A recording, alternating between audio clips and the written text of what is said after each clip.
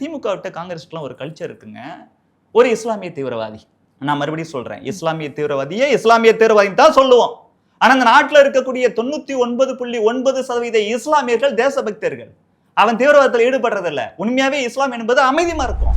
நான் பேச்சுக்காக சொல்ல சத்தியமா நம்புறேன். நான் இறை தூதர் தவறான விஷயத்தை செய்ய மாட்டார், தவறா மக்களை வழி நடத்த மாட்டார்.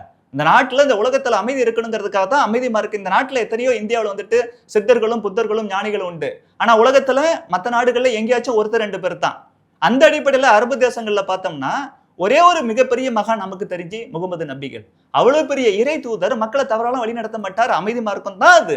அதனால தான் 99.9% இஸ்லாமியர்கள் அமைதியாத்தான் இருக்கிறாங்க, வன்முறையை விரும்புறதில்ல, தேசபக்தர்கள் தான். ஆனா 0.1% இருக்கிறான்ல, ஒண்ணு அவன் சுயநலவாதி, காசுக்காக தீவிரவாதத்தில் ஈடுபடுறான், இல்ல அவனை சின்ன வயசுலயே பிடிச்சிட்டு போயிட்டு சில பேர் பிரெயின் வாஷ் பண்ணிடுறான். இப்ப திமுக இன்னும் சில பேர் இருக்கிறாங்கல்ல, பிரெயின் வாஷ் பண்ணப்பட்டவர்கள். எனக்கு என்ன ஆச்சரியம்னா, அந்த கருணாநிதி குடும்பத்துல கருணாநிதிக்கு அப்புறம் யாருக்குமே மூளை இல்ல, ஆனா மூளைச்சலவை பண்றாங்க மக்களை.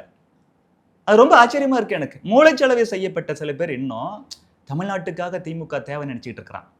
அது இல்ல, தமிழ்நாடு தமிழ்நாடுன்னு பொய் சொல்லி அந்த கோபாலபுர குடும்பம், ஸ்டாலின் குடும்பம், உதயநிதி குடும்பம் திமுக தொண்டர்களையும் தமிழக மக்களையும் ஏமாத்திட்டு இருக்கு.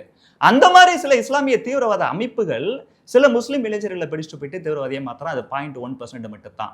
அந்த இஸ்லாமிய மதத்தின் அடிப்படையில் தீவிரவாதத்தில் ஈடுபட்டா அவன் இஸ்லாமிய தீவிரவாதி தான். நாங்க இஸ்லாமிய தீவிரவாதின்னு சொல்லுவோம். ஆனா மத்தவன் இந்த திமுக அதை மட்டும் சொல்ல மாட்டான், தீவிரவாதிகளுக்கு எதிராக குரல் கொடுக்க மாட்டான். ஏன்னா இவனோட என்ன தெரியுமா, நம்ம இவனோட என்னன்னா, தீவிரவாதிகளை நம்ம விமர்சனம் பண்ணோம்னா இங்க உள்ள முஸ்லீமுக்கு ஓட்டு போட மாட்டாங்களோ, இது ஒரு மோசமான எண்ணம். தீவிரவாதியை முஸ்லீம்களும் முதற்கொண்டு எல்லாம் தானே எதுக்கணும், எதுக்குறான். இங்க உள்ள என்னோட சொந்தங்க, என் மாமா மச்சான் முஸ்லீம் எதுக்குறான்.